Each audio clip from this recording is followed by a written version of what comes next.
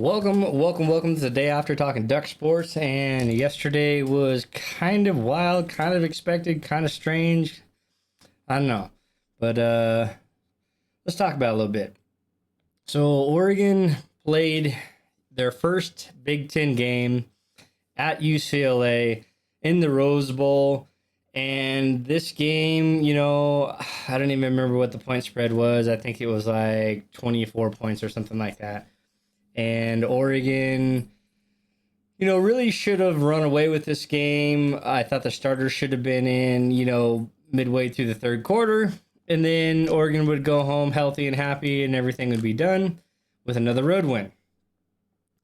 Well, let's just take a look to see what happened here. So Oregon does win the game 34-13, but the game in the first half went really as planned for the most part until right before halftime. So Oregon in the first quarter goes down and I think it was like a 12-play drive, goes down and scores. UCLA gets the ball. They hold them to a field goal. I'll trade field goals and touchdowns all day. Second quarter, Oregon gets a field goal. Oregon gets a rushing touchdown. Oregon gets a huge 52-yard touchdown to Tez Johnson. And then Oregon gets another field goal. And then right at the end, right before I think there was like maybe 30 seconds left or something like that, Dillon Gabriel makes a poor decision and throws an interception and it ends up being a pick six. So the thing is I thought his decision making until that play had been really good. But that play, even though Tez Johnson falls down and he throws the ball right before, or he had already made the decision to throw, and he starts to throw, and I think that's when Tez Johnson falls down, is right as he's throwing the ball. And so it gets there, and Addison, a former Oregon Duck, is right there for the, 95-yard touchdown or pick six. But the thing is even if Tez Johnson doesn't fall down, to me, that didn't look like a good decision to throw that ball. It looked like it was a little forced. And then after that play, Dillon Gabriel just didn't look the same to me the rest of the game. I thought his throws were off. He was just kind of all over the place. So that's something to keep an eye on later on. Third quarter, Oregon doesn't score. UCLA gets another field goal. And then Oregon in the fourth quarter gets another touchdown. And then again, we missed an extra point. And that's something else that we need to take a look at. Overall, the game wasn't too bad. Oregon, there was some penalties started to crop up again. Oregon had 6 penalties for 49 yards. And this time I think there was 3 on the offense. It might have been 4. But there was a one where the wide receiver was moving forward. They called that illegal motion. But there was at least one holding, a false start, and a snap infraction penalty. And those really hurt kind of Oregon in there, as they always do. Those kind of things always do. But, well, let's go through the stats, and then I'll talk about it a little bit. Overall, Dillon Gabriel was 31 of 41 for 278 yards, 6.8 average, 3 TDs, 1 interception. Not his greatest game, but still fairly efficient for what it was. Jordan James, 20 carries for 103 yards. Whittington had 8 carries for 21 yards. Again, super ineffective. I'm not really sure what that was about. Jade Lamar had 3 carries for 9 yards, so a total 153 yards rushing. Passing, Tez Johnson was doing Tez Johnson stuff. 11 receptions for 121 yards, 2 TDs, long of 52. Trayshawn Holden with a beautiful touchdown catch of 38 yards. That was awesome. But he had 5 catches. Kenyon Sadiq had 4 catches for 37 yards, 19 long. Terrence Ferguson, which is what I'm going to talk about next, had 1 catch, 18 yards. He was targeted again, but unfortunately he was kind of targeted. Patrick Herbert, 2 receptions, 16 yards. Jordan James, 2 receptions for 278 yards. Trayshawn Holden had 1 fumble out of bounds, didn't really count. But okay, so let's see here. Braylon Addison was a former Oregon Duck until this year. He goes down to UCLA. And here's Terrence Ferguson. I think it's really cool to be able to see those guys. I stay in touch with a lot of them. We're really close as a class. Mo, Matavo, especially one of his best friends, especially Addison, impressed Ferguson. It's the same thing we've seen Ferguson said of Addison. He's a good player. He flies around. He plays hard. He's lengthy, so he had someone who can cause a lot of problems. It's the same thing I've seen from him since practice here. He was just here. He's a good player. No animosity from Ferguson, but I guess there was some talk about Braylon Addison being upset or whatever at Oregon, and their coach trying to bring the revenge stuff out of Braylon Addison. And this is the kind of talk that causes stuff to happen and causes people to get hurt. And so we're going to watch this play real quick. So here we go. And so far, I have not seen this highlight anywhere. I'm not showing this to sensationalize Addison's hit because I think it was kind of disgusting, but I want to show you. Here's full speed, throws over the middle, and big hit. Everybody's celebrating. He's laughing about it. He's like, ha, ha, ha, look what I did. Dillon Gabriel gets pissed. Terrence Ferguson tries to get up, but you can tell he's wobbly. And now we're going to look at this play in slow motion. He launches forcible contact to the head and neck of a player who is technically defenseless. No call on this play, which I think was, I don't really understand it, because to me, if that wasn't targeting, that was unnecessary roughness or some kind of personal foul penalty. That had all the keys to targeting except for the crown of helmet. But he launched, he hit the head or neck of a defenseless player who was in the air trying to make a catch, and then they celebrated it. To me, that whole thing was just disgusting. I don't think it should have ever happened. Dan Lanning said some stuff about it also looked like it should have been reviewed for targeting. But that basically put Terrence Ferguson out of the game and possibly out of the next game. I mean, he's a senior. This is his last season. And you got a former player that you just talked good about basically trying to end your career because, let's be honest, who knows how bad that could have hurt somebody. I just thought it was a distasteful play. I thought Braylon Addison should have been rejected from the game or at least penalized for that. It was pretty disgusting. And then for him to run around and celebrate that play when their team's getting their ass kicked, I thought also was fairly disgusting. So, but I just want to get that out of the way and we'll get on and we'll move on with that. So, looking at the new rankings here, the coaches poll has Oregon up at number 6. They got Texas at number 1, Alabama number 2, Ohio State 3, Tennessee 4. Georgia drops after that loss to Alabama. And I don't have a problem with that because if you watch that game, the whole second half was all Georgia. And this game was at Alabama.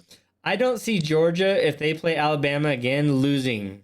Like, I see Georgia dominating through the 100% of that game. I think they got caught a little bit with a new coach, not knowing what to expect, not a Saban-coached Alabama team. I thought it took them a little bit to adjust. Once they got adjusted, they basically, were coming back and winning that game.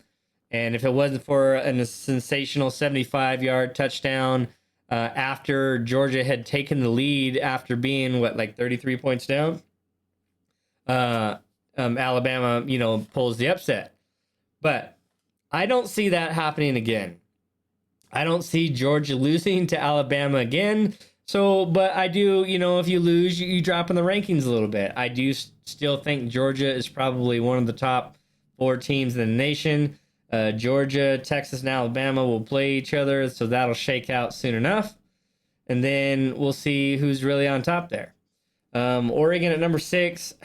I don't know. That might still be a little too high, but, Oregon's just taking care of business right now. And so in a few weeks, we'll see, because next week we got Michigan State, and then we got Ohio State. And so things will start getting shaken out here pretty soon.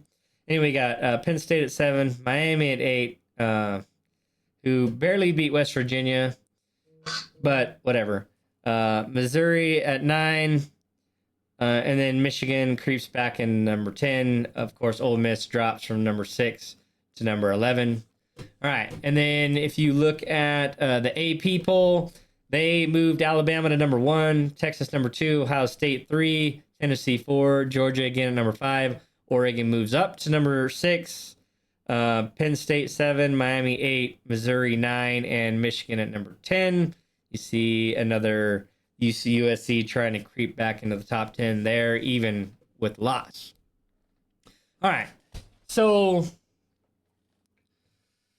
the Oregon UCLA game. Overall, I thought the first half was excellent, except for that last 30 seconds in the second quarter.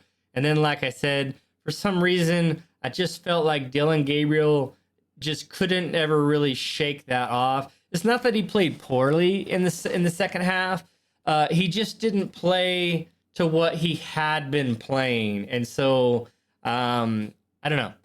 I guess you got to say hats off to UCLA secondary, because Dillon didn't make the throws and the receivers didn't make the catches. So there's that. But he just didn't look as sharp to me. So we'll have to keep an eye on that. And then, of course, that kicking game, that's always going to be a thing that we're going to have to keep an eye on.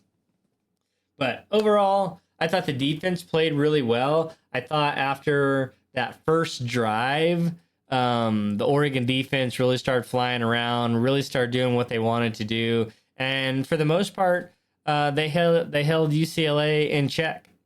And that's exactly what they needed to do. And, they got it done. Of course, Bryce Betcher, the center fielder, gets that nice interception there. It was good to see that.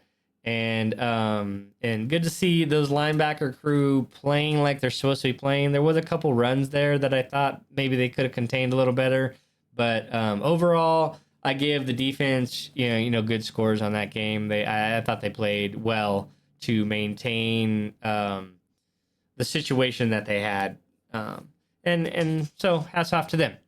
Like I said, tale of two halves for me, or Dan Lanning's going to have to shore up that second half, because Oregon still needs to be able to score in the second half. It seems to be a thing where Oregon scores a lot in the first half, and then the adjustments that are made in the second half by the other team kind of slow them down, which is kind of designed. But anyway, we'll move on from that. And then, so on other news, though, I did come across this, and I just thought I wanted to bring this up. And here we go. So, trans volleyball player from San Jose State University, season perfect with 16 kills. Spartan social media turns off comments. Okay, so apparently San Jose State University has a trans player, Blair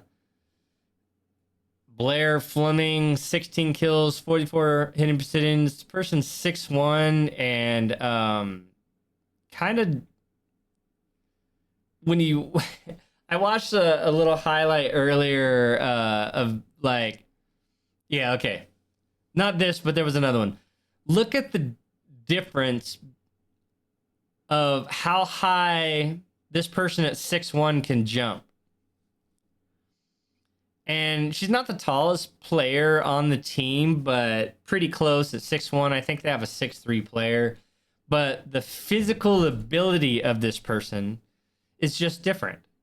And you can see the athleticism difference right here. You can see, I mean, they're head over the net. Let's be honest. Girls don't jump that high like that, right? And look at this. Look at the speed in the, I mean, so what happened is their next match was supposed to be against Boise State. But Boise State said, you know what? We're not going to play. We're forfeiting this match due to player safety. We don't think it's appropriate that they have a man playing on the women's volleyball team, and we are not going to play that team. So we'll take the loss. We forfeit due to player safety. We're just not going to play. And I really commend Boise State for that. That takes a lot of guts, especially in this current environment. But they are taking the player's safety over the possibility of defeating this team or whatever, right? But I think other teams should follow the same suit. I think those teams should just not play them. Say, okay, we forfeit and see what happens. Force it into the rankings, because if you're not actually beating teams, are they going to start ranking you higher, right? And what's one loss in volleyball? They have a tournament, so to me, that it's not really that big a deal. And even if you're ranked, right? Let's say you're ranked number, I don't know, let's just say you're ranked number 10 in the nation, and you decide you don't want to do this and you forfeit. Are they going to drop you to number 15 because you didn't play the game? I don't know. That'd be interesting to see. But but apparently there's a lawsuit going around about against the NCAA about allowing men to play on women's sports. It's a Title IX lawsuit, and there are some San Jose State University players that have joined that lawsuit. So that's also interesting there. And here's another thing is apparently this person was recruited to this team from the coach that knew they were leaving the team. And so they recruited this person, but didn't actually ever coach them. They brought them in, gave them a scholarship, and then left. So this statement here says the regulation net height for women's college volleyball is 7 feet 4 inches, 4 1/8 inch, while men's is 7 feet 11 and 5/8 inches.